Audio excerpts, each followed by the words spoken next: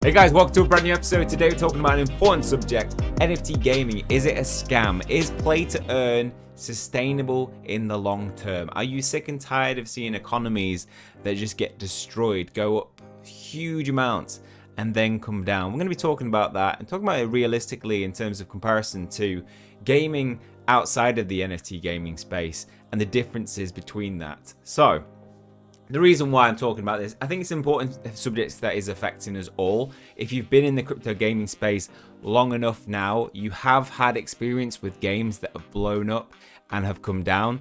Now, anybody who gets in from the beginning does not care about this. This is absolutely fine because if you killed it, you would have bought here and sold up here. You can see I sold 2,000. That's nothing compared to how much I sold on the way up. Like I could have sold at the top for about $40,000.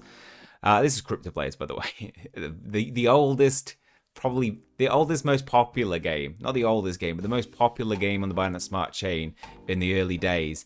And the economy is still sitting at $9. It's got a 9 million market cap. It's still looking very healthy. It's not destroyed. When you compare it to where it was, we're talking it was $1 for a long time, and now it's still sitting at 9.41 after it's had this big up and down. But we are seeing this across a lot of economies. We're seeing a lot of games go up and down, and it could be that we're not waiting long enough for these games to progress, and we're making assumptions early on because you could say here Bitcoin got killed off, but then it revived. It could be that we're not looking at things on a long-term enough a scale. Ethereum, up, down, up, down, up, down, but slowly progressing in a positive direction. And, the economy is still sustained. The difference, though, is Ethereum doesn't have to pay out regular rewards. It doesn't have a reward pool that it pays out to users for playing the game, for completing certain actions. It has a lot of utility in that, it's the gas fee you pay a lot of gas fees for making transactions on their blockchain for using stuff. Ethereum will have play to earn, and that's going to be paying a lot out in future. THG isn't even earnable other than through this staking program, and we've seen it go down. I mean, everything has gone down in this market, so it's not too much of a surprise that the economy at the moment, even in these games that aren't dishing out play to earn rewards, are being affected. But when you look at tokens like THC, which is a reward token, you see all these sell-offs as people are trying to make return of investment. So the first question I really want to ask is NFT gaming a scam? Well, NFT gaming, take away the tokens. NFT gaming is all about ownership. Non-fungible tokens are digital assets that you have ownership over. And if you purely take NFTs and introduce them into gaming, without tokenomics, if you introduce a marketplace where people can buy and sell, then NFT gaming would work a lot better in terms of people's confidence in it. People would probably not consider it a scam at all because you get everything that you own. You can buy and sell it whenever you want. We determine the value of it and the price at which we put them on the market for. There is no token that goes towards the team that gets paid out to other people who have invested in private sale, IDO. There's not the money that you've invested going into other things. It's just strictly you purchase an NFT and then you decide whether you want to sell it or not. Other people determine whether they want to pay and how much they want to pay for that. And that will work perfectly without any critique, I don't think, that everybody would be happy to own all the items that you've got in other games, in mobile games. I have spent a lot of money on paying for things in games like Mario Kart Tour. I've spent money to buy their rubies, which is basically like their tokens. And then I have all these assets in my game, but I don't own them. I can't sell them on to anybody. They're worth less in terms of, being able to sell them in relation to US dollars or British pound in my case. And that is somewhat a scam. I've paid for something and I don't actually own that. Mario Kart Nintendo, they own that and they could take it off me at any point. They can legally stop making the game and they don't have to transfer any assets over to me. So, and that has happened in games. Pokemon Duel was a game I got into very early when I started this channel, and I spent a lot of money on gacha, purchasing different Pokemon that I could use in battle, and the game was completely shut down. They stopped making any more content, and I can't access them now. There's no all that value, all that investment is gone. That can't happen in NFT gaming. It's always tied to your wallet. Yes, they can stop making the game, but you could still sell it on, and it could be used in other metaverses if they allow for it in the future. So where does this fear come from? Where does this fear that it is a scam actually come from? I think, you know, there is that aspect of these are things you're given ownership of. We've been trained in a way of thinking that you buy something on a game and you don't own it really. You just, it's purely held to the game. And you know, people being able to have something that they can then sell on is very different, and obviously it's tied to the blockchain, which not a lot of people understand, and therefore they might think it's scam. And also NFT gaming, crypto gaming, there's a lot of scams out there. Who hasn't been sent a DM from somebody posing to be somebody who they're not? And there's a lot of people who have been scammed with NFTs. People who have bought NFTs that they think are legit, but actually they're just a carbon copy of something that is the actual NFT that's worth $70,000. So yes, there are scams out there. There are also scam games out there. There are games that have rug pull. There are games that have slow rug pulled. So a rug pull will look like this. People purchase a token. This is not the real WANA token, by the way. This is a fake one, which the only thing I've ever been conned with. And they'll just remove all that liquidity. So all the market cap that it's at can just get removed. Always look for that sign of 100% hold in the wallet. That is a good sign that it's going to be a scam. And you can look for any token that's just popped up on, like, had their launch, and you can type it in Boocoin, and there'll be, you know, 10 different coins that are all fake, and they're all rug pulls. And then there are slow rug pulls where liquidity is slowly pulled out of games. So Dragon Slayer, a project that I covered and, you know, suggested as a potential good ROI, and it didn't turn out to be. You know, this is probably the one of the few projects that I've ever got wrong. I feel like I got a lot right there to make up for it. But this was a slow rug pull. We slowly saw liquidity being pulled out of it. So you got to watch out for those things. And so there are scams out there, but that doesn't mean NFT gaming as a whole is a scam. There's just not as much of a vetting process for these things. You know, when things go onto apps, they are vetted to a certain extent when you put them up on app stores. And with NFT games, anybody can just create a Web3 browser game, and it's very easily accessible then. NFTs open up a massive opportunity to be able to check your portfolio of how much your NFT was worth at any point, estimated value, and then to be able to sell them at any point if somebody wants to buy it, and to be able to buy some that you want for a game. So it might be that you've got really unlucky with the gacha mechanics, that you want to get something that's really rare.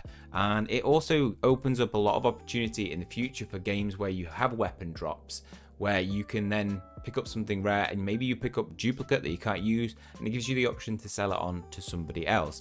Being able to transfer something from one account to another means that no longer the games where, you know, I used to play Destiny and I would have 2 Galahorns, which was really rare, you know, when they first started, and I couldn't do anything with the other one, so other people were trying to search for it and I had it. So there was the rarity and the scarcity that people needed it, and you know, all that time that I put into getting one, it wasn't really, it didn't do anything for me. The NFT at that point had no value.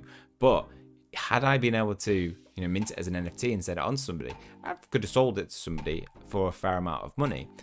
And so that's where I think NFT gaming works so well. And, you know, if anything is a scam, it is going to be gaming as it is at the moment. You do put money in and you don't get anything back.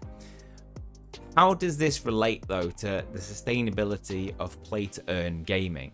We are seeing, and somebody brought up a point in the Galaxy Blitz private fund group, that, you know, we've seen a lot of games go up and down. How are we going to ensure that economies are safe for private sales? Because when you're investing in a private sale or a public sale, you invest for a token, it has a vesting period. So that can go over like 16 months. So you are waiting 16 months to get, you know, little installments, 5% each month, potentially. And, you know, by the time it's 60 months, you don't want that token to be worth nothing. You don't want it to have done this. You know, if you're looking at crypto blades, this does still hold a lot of value over a long period of time. So if you're involved in a private sale on this, you know, it still would hold some value.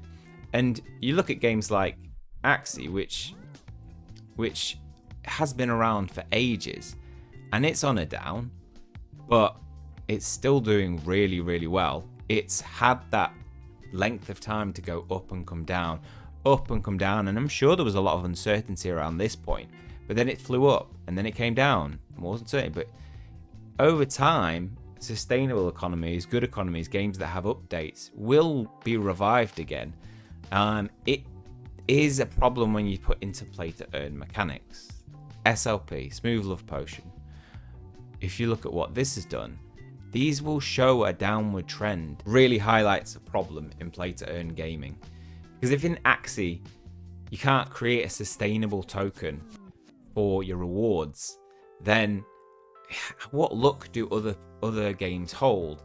And the more we see this, the more uncertainty and doubt we're going to have about games in the future who provide this dual tokenomics where one is given out as a reward. What we are going to continue to see is this downward trend of people selling off those rewards, because if you know in your heart of hearts that, you know, history tells you that it's going to go down, why would you not sell it here when you know in a couple of days time it could be here?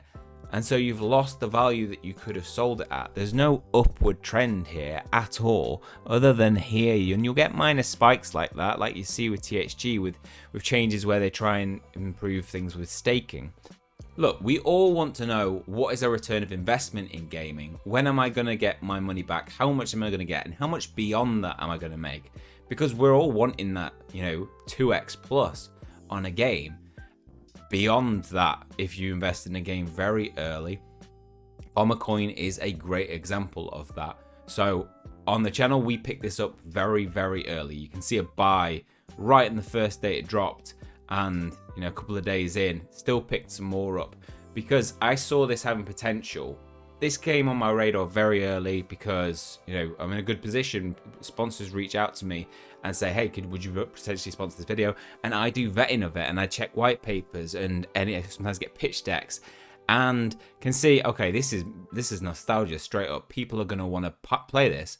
And I really wanted to play PvP. I still want to play PvP, but it's just not available at the moment. It's just yield farming, basically. It's an automated thing. But a lot of people I knew were going to be drawn to this, which is why I put out videos suggesting it. You get in on this, pick up some Coin. And as people purchase items, that money goes into the reward pool. Now, if you pick up 100, you know, pay £100, $100 to purchase characters, right? You're not going to get $100 of that put into the reward pool. You might only get like 60% that goes into the reward pool. So you're already struggling to get that ROI back. And then after that, you know, being able to make gains relies on more people in the future purchasing items. It relies on you purchasing items. It relies on you purchasing upgrades. Because if people stop spending, there is no more money going into the reward pool, and therefore eventually that reward pool will get drained, and once it is drained, there will be nothing to pay out. Or they will have to lower the rewards. So, you know, like Bitcoin has put in measurements to make sure that people don't get loads and loads of stuff. And the problem with games like this is that they're going to be exploited. People have screens that look like this, and this person is making 6 times what I'm making. They've put an investment, and they could have been making $100 every single day. But think how much that drains the reward pool. This is where NFT gaming, play to earn mechanics, economy is not sustainable. When it is exploited, when people drain the economy through purposely setting up accounts solely to make money, not to play a game. This is not playing a game. This is not fun. It must be annoying as hell to keep on track of all this. Probably not actually, because you're getting loads of money, but this drains the economy. Now, in gaming, this doesn't matter. It's not an issue, is it? There's nothing draining an economy from a game. That all your money goes to the developers, and there's no way to access it. Therefore, it cannot be exploited. So, is play to earn gaming unsustainable. It is if this continues to happen, if we allow multiple accounts without bans. So when I see bans coming in, I'm very happy. If we see people using third-party software like auto clickers to exploit things so that they can keep going throughout the night, and rather than getting your waking day 16 hours playing a game, get a 24-hour period. There are games that I play, that Bomb Crypto included, that I can't play 24/7. So, and whilst I'm doing something, there'll be times where I forget. Like now, if we connect my wallet, I'll have characters that, okay, so we've got this guy full, and I could have set him to work, and I don't know how long he's been like that, probably not that long actually. And I missed out, but there's plenty of times I come back into this account and everybody is on full and is ready to go. And so playing like any reasonable person would, you're not going to drain the economy as much. So that is one way that play to earn is not sustainable. If people just purely play for money and profit and ROI and beyond that, then it will continue to get exploited and the reward pools will get drained, so they'll be less sustainable, there'll be less confidence in the market. Now, if you look at the markets at the moment with any token, it's down. The confidence is low in picking some of this up. It will come back. Crypto is cyclical. It always goes up and down, and has been that forward trend for a long period of time. Sometimes things have lost 95% and then they've come back. So we have to think that this is a down moment at the moment where the markets are down anyway.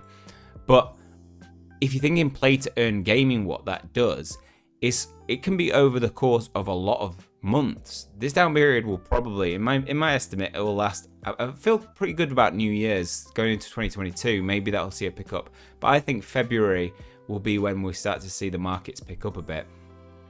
But in this period, people have less and less money to invest into games. My portfolio, I get paid sponsorships that go into this, and it still stayed at exactly the same amount. So I've only been supported by those, because tokens like Thetan Arena, where I was at 20k, is now down to 5, so I've lost 75% of my amount. It's just like $4,000. Myra was at 330, now at 125. So there are some tokens that have been affected. So tokens without play to earn rewards will likely come back at some point. But when you get less and less money in your wallet and you see it going down, you become tighter with your spending. You're less likely to spend on something that is going down, especially in gaming, because your return of investment is going to be harder and harder and harder. Because if you buy at $5 and it goes to 2.5, you don't need to make your investment. You need to make 2 times your investment, because by the time it's got down to 2.5, it may have lost its value. So you have to earn double the amount of tokens to be able to make your money back. Therefore, less people start buying characters, start buying houses. And if less people are buying NFTs, then you have less going into the reward pool. You have to put new measures in. Confidence starts to drop. The reward pool gets drained, and people start making those sell-offs without the investment into the reward pool. And eventually, the token price will decline. Now, when PvP comes in, PvE, who knows? It could be different. We could see a revival of it. And where it's at the moment, 2.9, it's still really healthy from where it was. So from here, it looks like it's still at a good price. From here, it looks like it's at a terrible price. And so if you had just come in late, that's where it's going to hit harder, I think. As a private investor, it might also be really frustrating knowing that your tokens are locked up for a long period of time, and that you start to see this decline, and you start to see an economy that is paying out too much in rewards, because it can be quite attractive and enticing and popular for a game to bring in people thinking, this has got a really quick ROI, I'm making $100 a day. It's not sustainable for that to happen, and in the future for the rest of the game. But it can be really attractive to people, that fear of missing out. So in the long run, is play to earn economy sustainable? With games like this that are paying out huge rewards to people and early investors, I don't think it is. I think it's going to be really difficult to maintain economies, because confidence in the market is just going to go down when you start to see people selling off and selling off and selling off. You have to give people new incentives to spend, But those incentives to spend, if they are new NFTs, can only last so long. If I get a character in an NFT that's really strong, but then you start selling gear, so, you know, swords and weapons, and I buy those weapons and it makes mine stronger and I can start earning more with that. But then if you sell another one, you know, armor that makes them stronger, you can only do that for so long before people start to think, wait, I've spent a lot of money on getting this legendary character, and now I keep having to get new stuff and keep reinvesting. So for somebody who is not a gamer purely and is very investment minded, you can start to see, oh, well, actually, I'm not going to invest in NFTs this time. Eventually, you'll start to see people spending less and less. You can only do it for so long, unless you make that content exciting, unless the gameplay is really interesting, competitive, that makes you want to buy that. And we have not seen that fully in the NFT gaming space yet. I think we've seen a really good quality of the games come into space. I still think Thetan is the best game on the blockchain in terms of competitive play. The fact that it's got PvP, it works smoothly. You know, people have mentioned matchmaking difficulties and being matched against people who are higher and lower and bots and stuff. I've not come up against that personally myself, which is why I really enjoy the game. But this is nowhere near play to earn gaming what it'll be like in 2 years time. Like, have you seen Cedars? Like, have you seen Project Quantum? It's just next level in terms of quality when you compare it to some of the mobile games out there. Have you seen Illuvium and the epic quality of these characters? The detail is beautiful.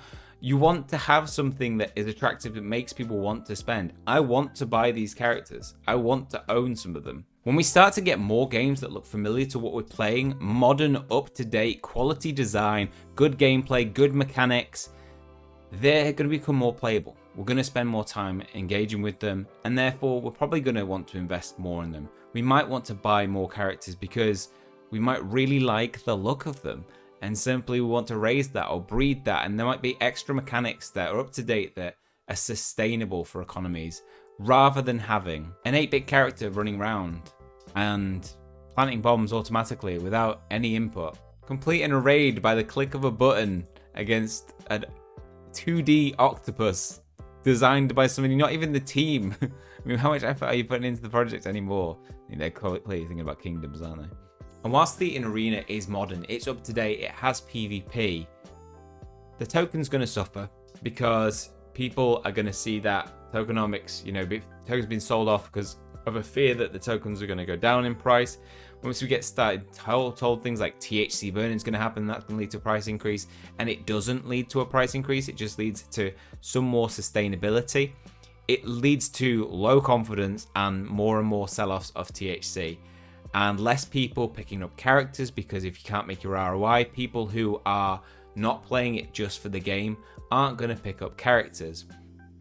But from a THG point of view, you know, the main token, which isn't paid out in any play to earn rewards, this, whilst it looks like it's doing terrible, is still absolutely killing it. The market cap's huge on it. It went from, you know, I think it started at 0.05 cents up to where it is at the moment. I picked it up very early, and it's still performing well. It's just, it had this huge period of hype that built it up, and, you know, they had a trailer which was probably, you know, one of the top quality trailers we've had for a blockchain mobile game. And yeah, I think it blew up. Also, it was in Binance MVP, most valuable builder, sorry. And people are always thinking, when is it going to come out on Binance, if it's on that? Because some of the people who do go through to win most valuable builder do get listed on Binance. So play to earn can work, but we're going to need to, there's going to be some changes, I think, in the next couple of months, years, in play to earn gaming, and we're not going to like it. We're not going to like it at all. It's going to need a lot of faith in our projects. It's going to need a lot of people switching from the mindset of ROI to, okay, I want a good game, and, you know, I'll play and earn, because I don't think we're going to see as generous rewards in games. Some might go down that line of, you know, providing lots of rewards up front to gain a lot of traction, popularity, and draw people in. but you will see quicker up and downs in their economy, in my opinion. People who don't pay out huge rewards will get criticized, will be called scams, will be called thieves, and profiting off our investments, which, by the way, every mobile game does, and you don't see anything back. They profit off our investments 100%. We don't see any of that back. But that's where there's going to be a huge change, I think, in that we're going to start seeing less rewards in games, so as to make economies stable, so as to increase confidence, so to stop that massive dip as rewards get paid out to loads of people, too many people, as people start to exploit those reward systems. And that will help to build confidence in coins and games. It will help build confidence in markets. When you start entering PvP, you can start to say, okay, I think I'm really good at this game, and things can become skill to earn properly, where just imagine if the reward pool was purely, I put $1 in, you put $1 in, we play a battle, and if I win $1.90. That's what you generally get in things like betting, where you're making an investment, you don't see the $2 getting back, because you need some money going back into the economy to keep it healthy and to keep it to raise. Not this, I put $1 in, you put $1 in, and I'll get 2.1, because it just wouldn't be sustainable that way. You'd see too much getting paid out. And I think that will see an increase in confidence in markets, and then play to earn gaming will become more attractive to people who don't know exactly what's going on, because it'll bring more security, thinking, okay, I can invest in this project, and we're not just going to see a massive dip and I'm going to be like, oh my god, why did I invest in that? I've lost all my savings. So is play to earn economy sustainable? At the moment, in a lot of games it's not. In a lot of other games it is, and it is balanced, and the economy is in a game that is of a high quality that will continue to attract in people to invest, and also will encourage people to spend more in purchasing further upgrades, because the game quality will become so good, the competitiveness in it will be so good. That is my thoughts on play to earn gaming and its future, which is interesting, I think, because my role is obviously to inform you of good projects, and there's a reason why I think I do pick a lot of new projects, and sometimes I don't go back onto the old projects that I've covered, because if I did, I think we'd see this decline, and if you'd lose faith in me as a crypto advisor. I don't want anybody to watch a video and think that I'm shilling it at a point where I think it's going to go down. I would only try to give you feedback on something, give you do a video on something if I think that there is going to be some room for some profit, or the game is going to be so good that you're not even going to be bothered about it. Yeah, so that's it. That's all for this one. Hope you guys have enjoyed this video. A little change of pace, not sponsored, so we just get to talk about the state of the economy at the moment and the future of NFT gaming. Let me know your thoughts down below. Really like to hear your thoughts on this one. I'll try my best to comment back to everybody. That's all from me. See you guys soon.